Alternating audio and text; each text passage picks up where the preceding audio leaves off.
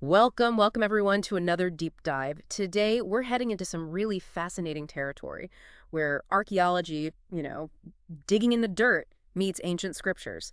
We've got a fantastic stack of sources here, highlighting some truly groundbreaking finds. Our mission, really, is to unpack these discoveries with you and see how they shed light on some of the oldest texts we have, specifically how they seem to, well, bring the Bible to life. That's a great way to put it. And it's important to start by saying, these discoveries don't prove belief in a religious sense. That's not really what archaeology Right, does. not proof. No. But what they do is incredibly powerful. They shed significant light on passages that maybe seemed confusing before. They confirm historical details, help us grasp ancient cultures, customs. It becomes tangible. Tangible, exactly. We're looking for those moments, those aha connections, bridging the earth, the physical finds, right to the words on the page. Okay, let's dive in. Let's picture this. We're stepping back, way back, 4,000 years, standing at the entrance of an ancient city.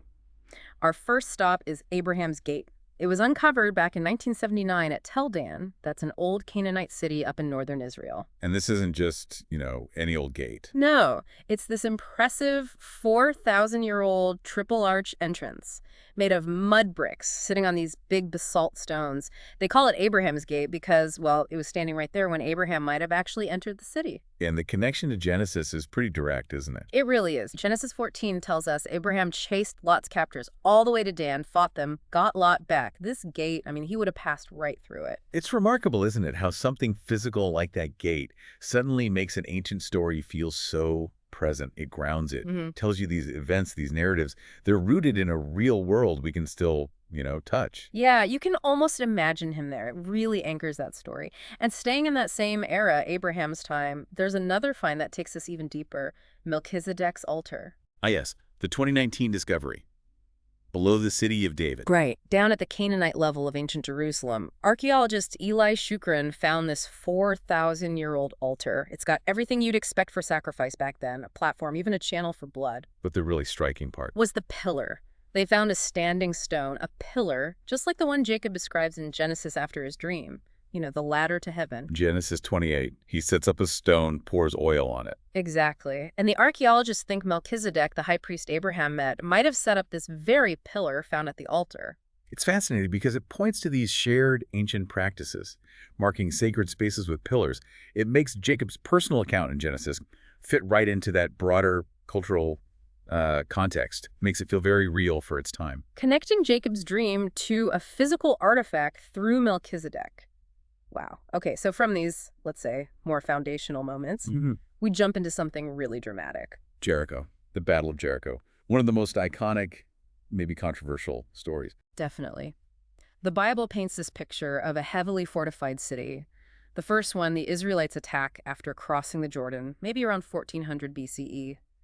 Joshua, the trumpets, the shouting, the walls collapsing, and then burning the city.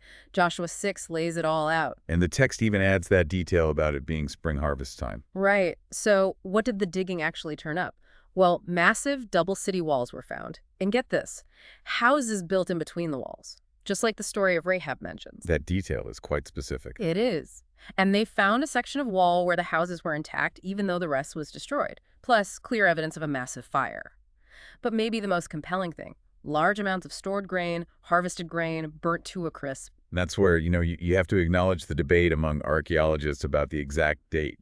That's ongoing. Sure, the dating is debated. But the pattern of destruction is what's striking. Walls falling, some houses inside spared, the intense fire, and crucially, that burnt harvest grain. It lines up so closely with the specific details in the biblical narrative, especially the spring harvest timing. It's that consistency that's, well, really interesting. That forensic level of detail is powerful. It makes you wonder, doesn't it? How many other small details in these texts might have a physical counterpart waiting to be found? Which brings us neatly to the city of David. This place is just layers upon layers. Absolutely. It started in a way 150 years ago. Charles Warren, a British archaeologist, found that water tunnel system. The one David supposedly used to capture the city back when it was called Jebus. Exactly. And that discovery basically pinpointed the original city of David, the place mentioned in 1 Chronicles.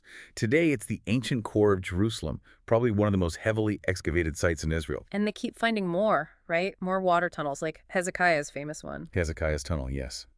Remains thought to be King David's palace, a market from 2,000 years ago, the Siloam inscription. It sounds like every dig reveals another piece of the puzzle. It really does. It shows how the city grew, how it defended itself.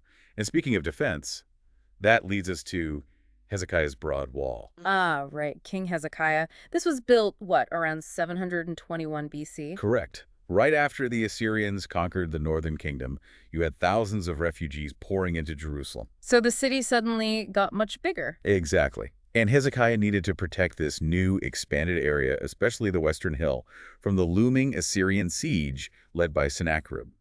So he builds this massive wall, 7 meters wide. 7 meters, that's huge. And isn't there a connection in Isaiah? There is. Isaiah 22 mentions Hezekiah tearing down houses to strengthen the wall. Something Isaiah wasn't too happy about, actually.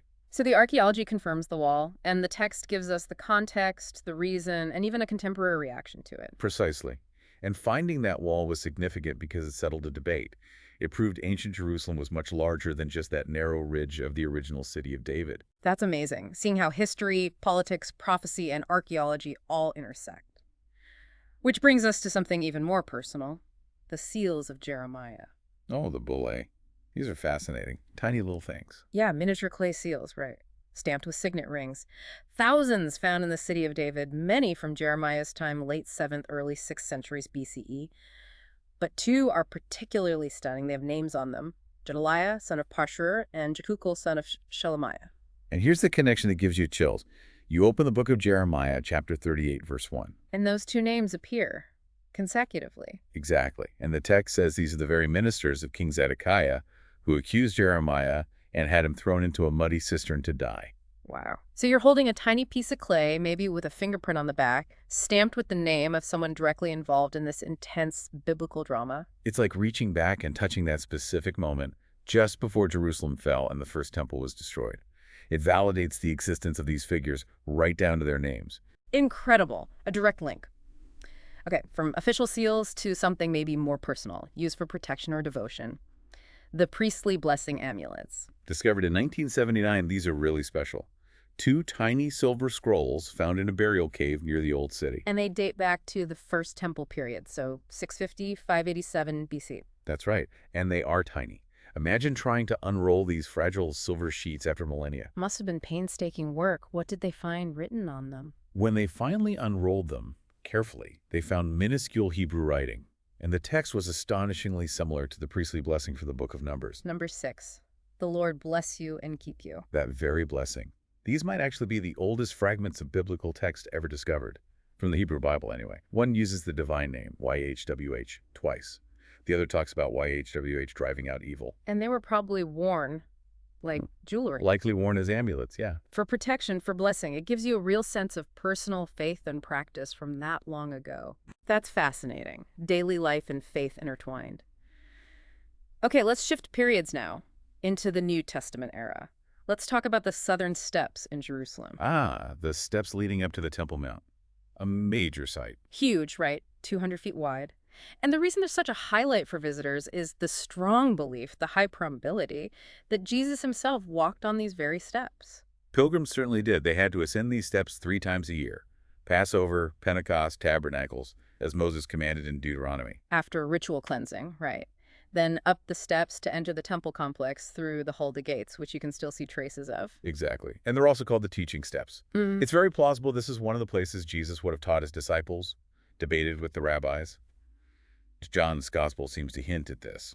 And the idea about the Psalms of Ascent. Yeah, some suggest that pilgrims might have sung the 15 Psalms of Ascent, Psalms 120 to 134, perhaps one on each of the 15 wider steps as they went up. You can just imagine the sound, the atmosphere. It brings the scene to life. So from these grand public steps, let's go somewhere much more intimate.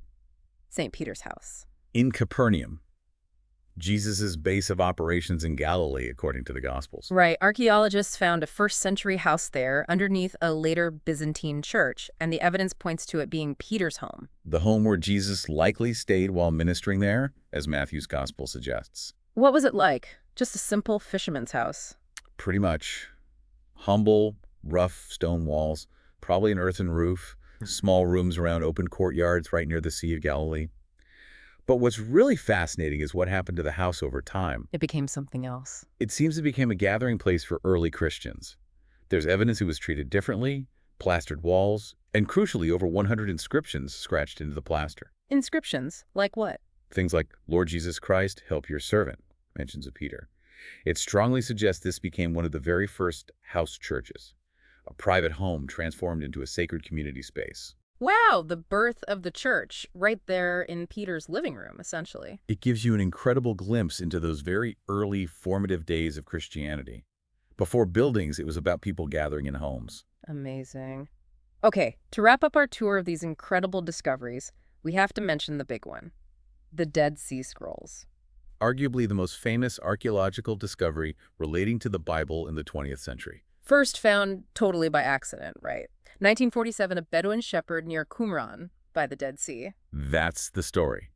And since then, tens of thousands of fragments making up hundreds of manuscripts found in 11 caves. They date from around the 3rd century BC up to about AD 68, when the Romans destroyed the Qumran settlement. And the content is just staggering, almost the entire Old Testament. Every book, except, interestingly, Esther, plus many other Jewish religious texts from the Second Temple period. But the significance for the Bible itself. It's immense, because these scrolls are, on average, 1,000 years older than the medieval manuscripts that were previously our oldest complete copies of the Hebrew Bible. 1,000 years older. So what did they show? Were the texts wildly different? That's the amazing part, no. While there are variations, minor differences here and there, the overwhelming finding was the remarkable consistency.